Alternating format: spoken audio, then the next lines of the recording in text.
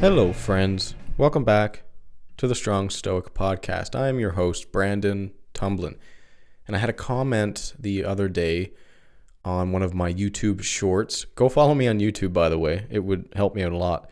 I'm starting to put shorts up there, and they're doing pretty well, actually. But essentially, I mentioned the word soul, and I got comments, like I sometimes do when I use triggering religious terms, like I got comments like, there's no soul, we're just a body, or the soul isn't real, you're talking nonsense. And I run into this problem a lot. It's kind of my own fault because I try and bridge gaps between philosophies, so I use some terms interchangeably. But the biggest reason I think why most people don't receive some of these words pleasantly, words like soul, God, heaven, hell, is because they are stuck in an Abrahamic view of these terms. A Christian view, a Jewish view, an Islamic view. When someone hears quote, quote, soul, they think of the immortal soul of Christianity, most people in the West, right? So what is the soul, though, to a rational thinker? What do I mean when I'm talking about soul? I figured it would be a good episode, especially for episode number 200. Holy shit, episode 200. 200 episodes, that's crazy. Anyways, don't want to beat the dead horse on that, but that's pretty crazy to me. Anyways, I have to announce that this podcast is part of the Walled Garden Podcast Network, which is a bunch of similar podcasts. If you like this one, consider checking out the other ones on that network. It includes In Search of Wisdom. It includes the Walled Garden Podcast, of course, Rocco Jarman's podcast, Estoicismo Praticismo. No, that's definitely wrong, but Juan Perez's podcast, which is a Stoic podcast. If you're a Spanish speaker, check that out. We're all members of this network now. And if you haven't heard of it, the Walled Garden Philosophical Society, it's just a bunch of us philosophers and seekers of wisdom pursuing all of this stuff: wisdom, truth, virtue, and the divine. I'm a founding member and a director and a contributor, mentor, philosopher, because I love the people involved. I really do. Great people. Consider checking out thewalledgarden.com for more. Also, big shout out to my Patreon supporters. Many thanks. Consider joining me there, Brandon Tumblin. Join the discussion on Telegram. Love seeing discussion on there on the podcast episodes. It is the little Strong Stoic community. I'm also going to be doing some live events on there, so please go on there. There's going to be some discussions on there as well. And also my articles are on Medium and the Stoic Gym. All right, enough about that. Let's talk about the Christian soul first, because it's one of the more familiar ideas, and I can compare it to what I mean by soul, or what the Stoics mean by soul. In Christianity, the soul is essentially, it's the immortal part of your being, really. It's what leaves your body when you die to go get judged to heaven or hell. The views on what happens after depends on the type of Christianity. There's actually I read a little book on Christianity, a very short introduction on Christianity, and Christianity has a lot of differences depending on the branch that you're talking about. Protestant, Catholicism, and so on. There's little subtle differences in there. Of course, the Catholics are probably the biggest in the world, so that's often what we think about. But there's actually a very, very large number of different branches in Christianity. So they all have different ideas sometimes on the details of what this means. But basically, the view on what happens after death, it depends. Sometimes the soul lives on in heaven in peace forever. Sometimes the soul has to wait around in purgatory until the resurrection of Christ. Sometimes in hell, the soul is destroyed completely. Others say that it lives on in eternal suffering. Can't wait for that, right? Eternal suffering. It also exists before you're born, for most branches. Again, it's a bit of a nuanced discussion, but the soul is actually, in many ideas of Christianity, it's there before you're born, and so you have your body, and then the soul just kind of goes into your body, and then you carry it with you, and then when you die, it goes up or down, essentially, right? It's kind of the connection between you and God. It's your spark of divinity. However, it also aligns with what the Stoic soul is. This is something that a lot of people don't consider when they talk about the Christian soul. I'm going to give you this definition. It's actually the Catholic Church's definition of a soul, and I quote, "Soul refers to the innermost aspect of persons, that which is of greatest value in them, that by which they are most especially in God's image. Soul signifies the spiritual principle in humanity." And so I'm going to go into the Stoic soul here, but I felt that this definition from the Catholic Church was worth sharing because it's very similar to what the Stoics would say. So what do the Stoics say? Well, the Stoic soul doesn't include anything supernatural. There's no afterlife. There's no hell or heaven. There's no eternal suffering. Thank God for that. Maybe that's why I choose to align with Stoicism, because I don't like the idea of eternal suffering. But rather, the Stoic soul is essentially who you are right here on earth. It's your character. It's the being that decides how you act and behave. It's your shared divinity, which I've spoken about before. The piece of divine that's within you, it means that you have the opportunity, you have the capacity to partake in the process that brings a flourishing world into being. I also did an episode on divinity not too long ago. I can't remember was it 182? But anyways, just look it up. It's an episode on divinity. That one really goes hand in hand with this whole idea of soul. But you get to be a virtuous person. And through that virtue, you get to form a more virtuous, a more just, a more flourishing world.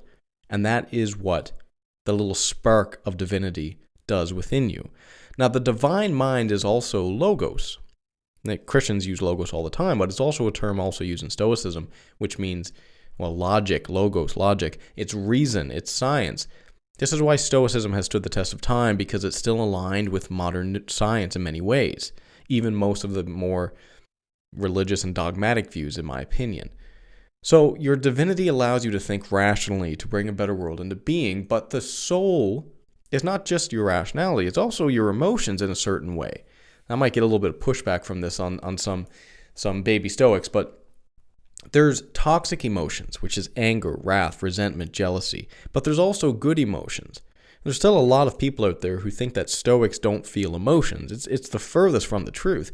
In fact, I would say personally that I've felt more emotions since getting deeper into Stoicism and philosophy. And neuroscientifically, all actions in the brain must root back to an underlying emotion. So in reality, what the Stoics aim to do is get motivated by the right emotions. It's not about removing emotion. It's about channeling that emotion. It's about picking the right emotions that you want to cling to and using that to dictate your actions. Like when you feel joy, when you feel like happiness, that is an expression of your soul. When you feel gratitude, that is an expression of your soul. Now remember, the Stoics believe that people are inherently good, so if they do wrong, it's just out of ignorance. Anger then is not an expression of your soul, but rather it's a detriment to it, to your soul cutting in half. Now, when I think of the soul, personally, I use it to mean the underlying spirit within you that wants to flourish. That's what I think the Stoics really meant by that, if you had to sum it up in one term. Now, I've spoken about love quite a bit in the past, and I've defined it as, and I quote myself here, love is voluntarily accepting responsibility despite the suffering that accompanies that responsibility in pursuit of a state of flourishing. So there's a very key point there that you have to voluntarily bear your cross, as the Christians would say. But it's all in pursuit of a state of flourishing, and that's what love is. It's an action. It's responsibility. And with that comes suffering. But if you take that on voluntarily in pursuit of a state of flourishing, because you know that that will lead you to a flourishing life, well, that is an act of love. When you love someone, what you are loving is the underlying essence of who they are, which is crying out to flourish. So in order for you to love yourself, you have to first understand that you have the capacity to flourish. You have to understand that that's within you as a possibility. Now, I've had some deep discussions with my good friend Josh Bertolotti from In Search of Wisdom on this. Some of those were recorded, some of them were not. But the road to loving yourself fully and flourishing as a result is long, and it takes just a lot of self-wisdom.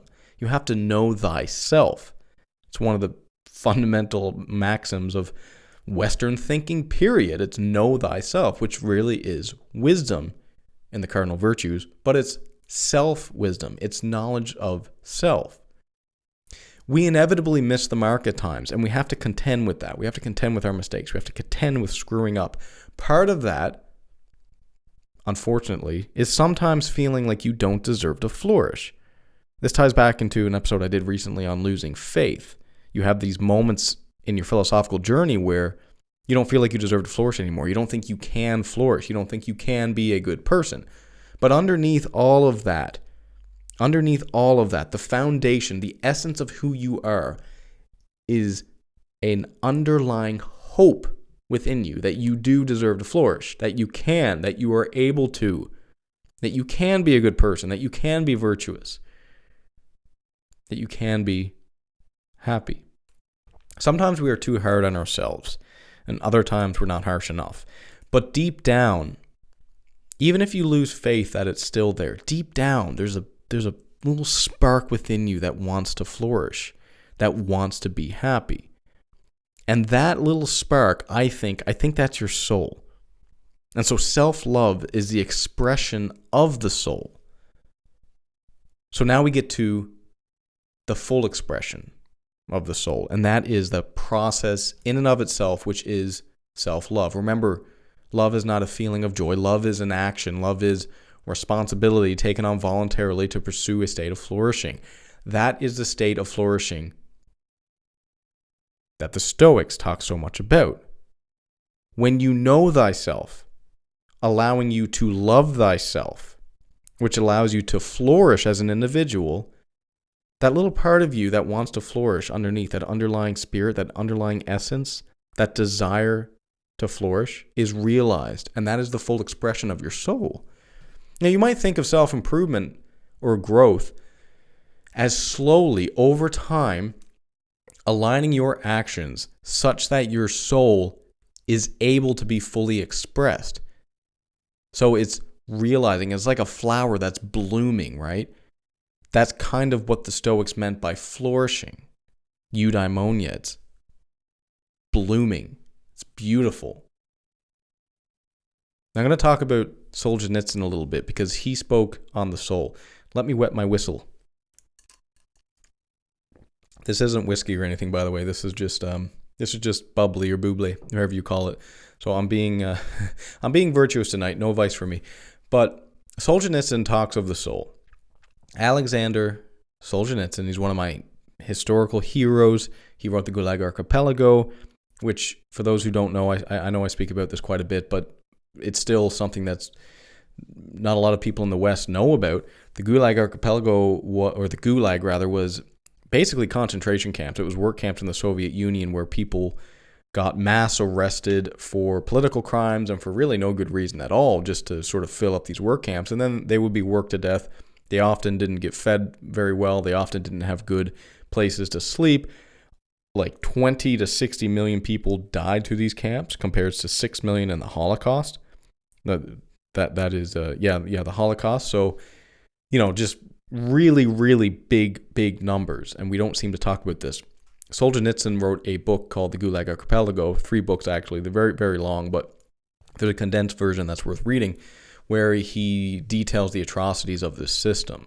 And so he was not officially a Stoic, but I would say that he's an honorary Stoic. I think Solzhenitsyn is just as much a Stoic as Seneca or Epictetus, even though he might not call himself a Stoic. He had the spirit of Stoicism within him. So through the years in the Gulag, which is, again, you can think of like the concentration camps and the Holocaust, very similar environment. Through the years in this Gulag, he came to the following realization, and I quote, "The meaning of earthly existence lies not, as we have grown used to thinking, in prospering, but in the development of the soul." Now, to have gone through what this man went through, hunger, extreme malnutrition, overworked, tortured, and to have this perspective, it's just crazy to me. It's sage-like feats. I don't understand how this is even humanly possible.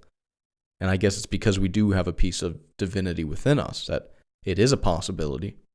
And you have that same spark, might I remind you. But he even noted, Solzhenitsyn, with this philosophy in mind, that he actually pitied the evildoers,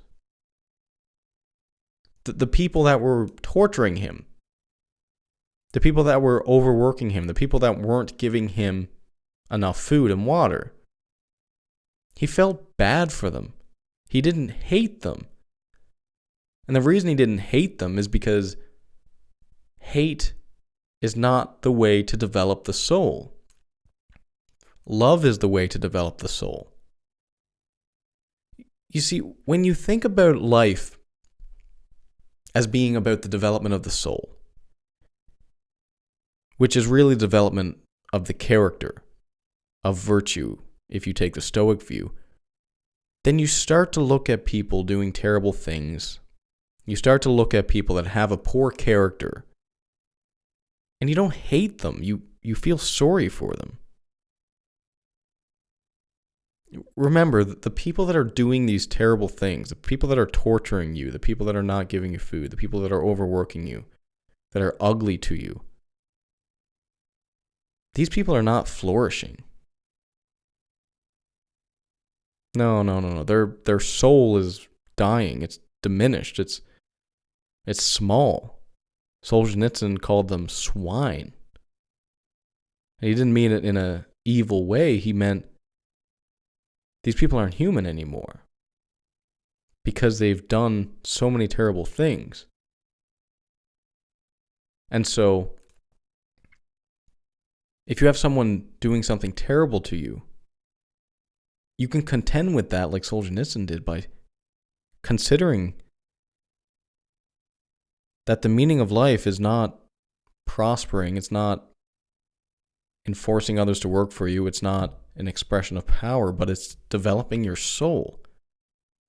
And if you allow yourself to hate, if you allow yourself to be prejudiced, if you allow yourself to torture people, well, you're not really developing your soul at all, are you? Now, these people, their soul is dying, it's diminished. But the one who maintains good character through suffering, despite suffering, in the face of evil, the one who's still able to maintain virtue and good character, the one who doesn't hate, even though it's so easy to hate. But the one who chooses not to, that is the one who develops the soul. Thank you so much for listening. I hope you enjoyed this episode. Consider leaving a rating and review wherever you're listening to this. If you're new here, episodes every Tuesday and Thursday. Check out my Telegram, check out my Instagram, Twitter, Facebook, YouTube's. Not going to bug you anymore. Thanks again. Cheers. Until next time.